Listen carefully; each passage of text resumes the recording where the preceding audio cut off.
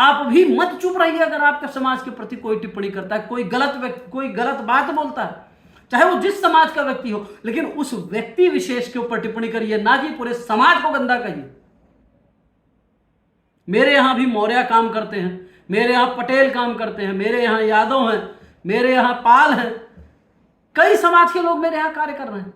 कोई सुरक्षा में है, कोई सारथी है, कोई क्या कहते हैं कि घर की व्यवस्था देख रहा है, कोई कुछ और व्यवस्था देख रहा है, कोई व्यवसाय देख रहा है।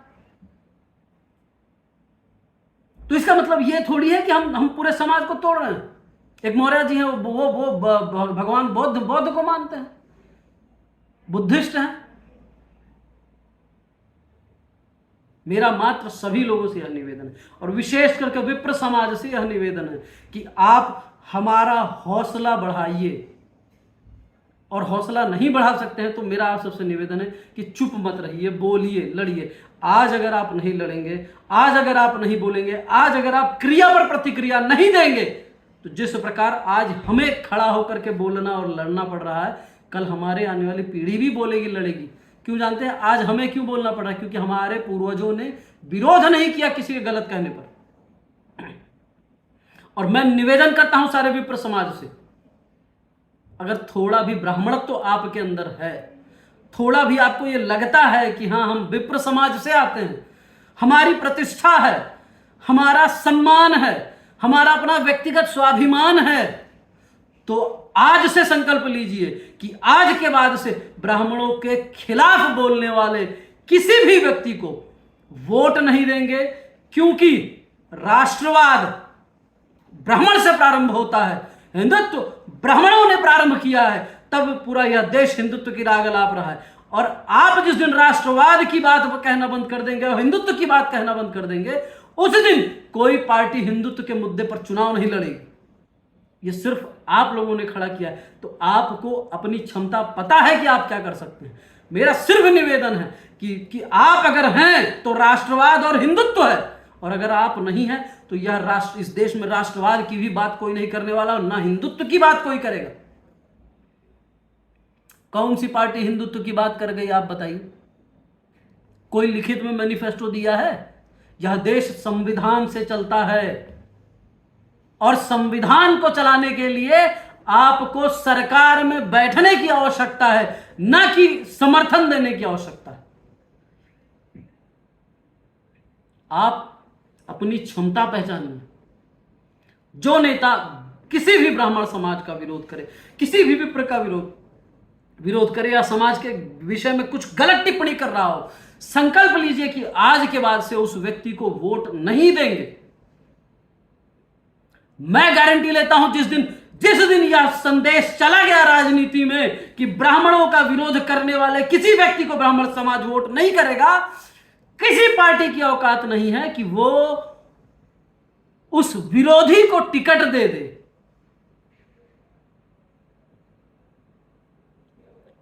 गलती कहां होती है जानते हैं?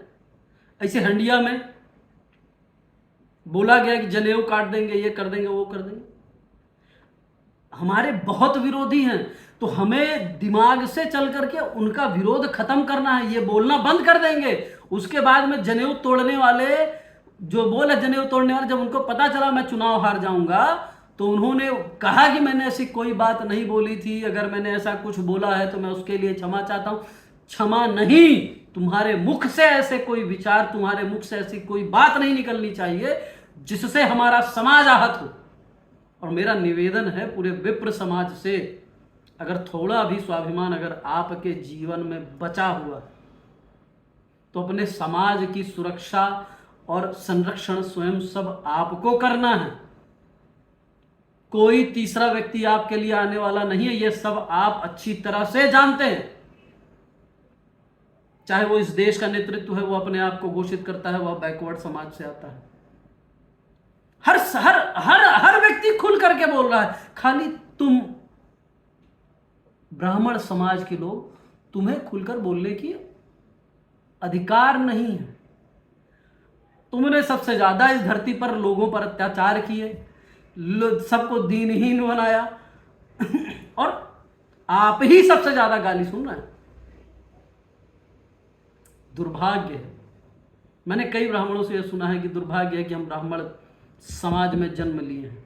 दुर्भाग्य ब्राह्मण समाज में जन्म लेने का नहीं है, दुर्भाग्य ये सौभाग्य है ब्राह्मण समाज में आपने जन्म लिया। दुर्भाग्य क्या है जानते हैं? दुर्भाग्य यह है कि हमारे पूर्वजों ने, हमारे माता पिता ने, हमारे दादा ने, हमारे आजा ने, हमारे जो वरिष्ठ हैं, हम जिनके पद चिन्हों पर चल रहे हैं, जिनके पद चिन्हों पर चलना सीखे हैं, जिनके संस्कार हमने प्राप्त किए हैं, उन्होंने कभी भी किसी भी व्यक्ति का, ऐसे व्यक्ति का विरोध नहीं किया जिसने ब्राह्मण समाज का विरोध किया। और इसीलिए इनकी सबकी औकात बन गई जो आज खुले मंच से आप सबका विरोध कर रहे।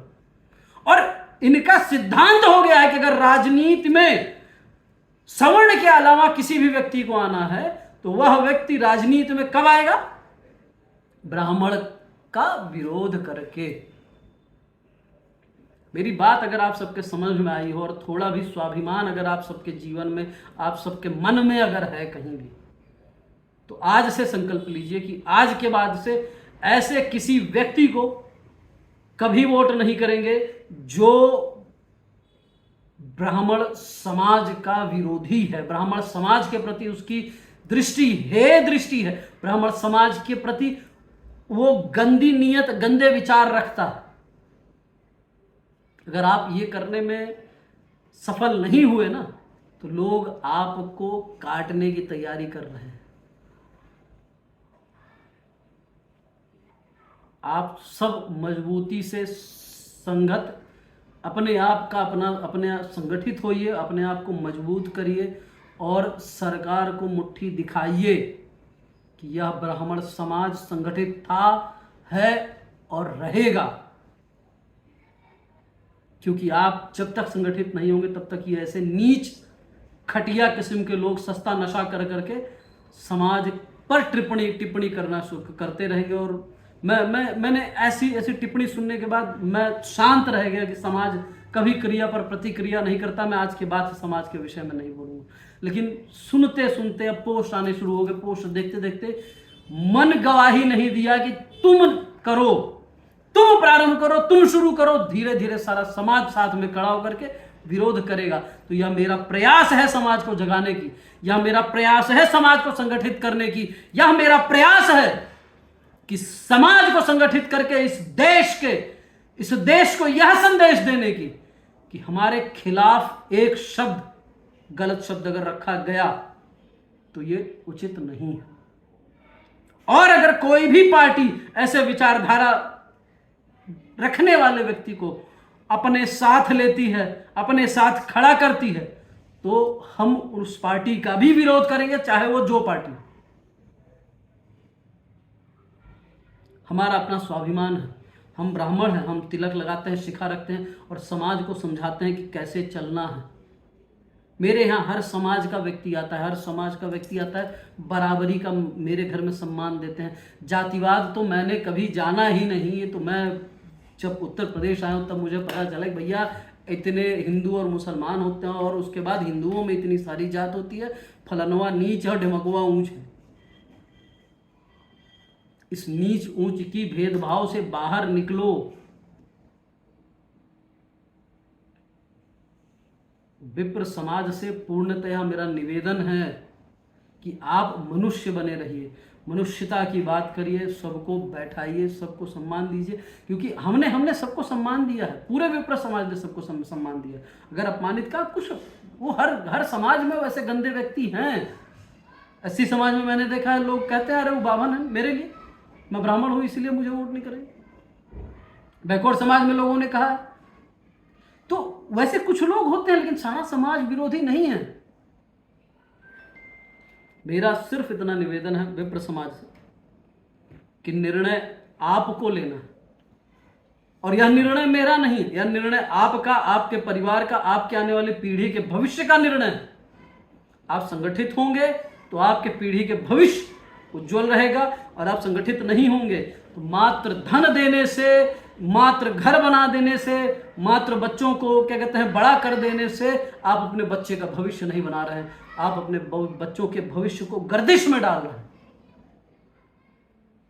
क्योंकि इसके बाद सामाजिक संबंध होते हैं, और उस सामाजिक संबंध को स्थापित रखने के लिए ऐसी विचारधारा वाले स्वामी प्रसाद जैसे नीच विचारधारा रखने वाले व्यक्तियों का विरोध करने की भी आवश्यकता है।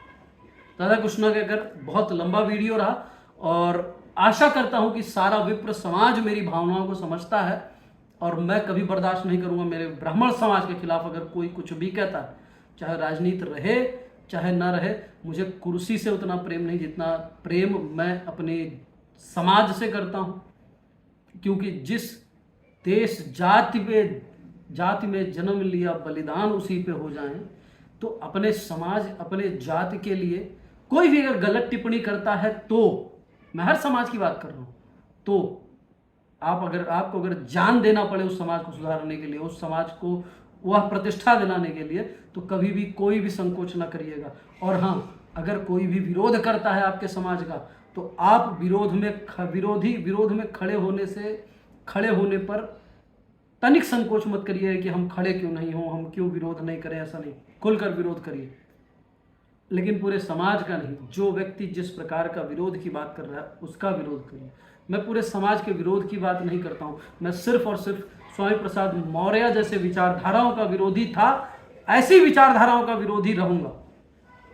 और निवेदन सभी क्या कहते हैं भीम बंधुओं से, और जो स्वामी प्रसाद मौर्य से जो भी क्या कहते हैं भगवान बुद्ध के अनुयायी हैं, बौद्ध धर्म को स्वीकार चुके हैं, आप भगवान बुद्ध को जानिए, उनकी किताब को पढ़िए, अंबेडकर जी को जानिए, अंबेडकर जी की विचारधारा को पढ़िए, एकदम स्पष्ट हो जाएगा कि आप सबको बरगलाया जा रहा है।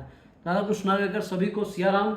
बहुत बहुत धन्यवाद, आप सब मुझे समय दिए, और आशा करता हूँ कि जो बात मैं उठा रहा हूँ वह विप्रों के मन में बैठेगी और विप्र इन विषयों पर निर्णय लेंगे।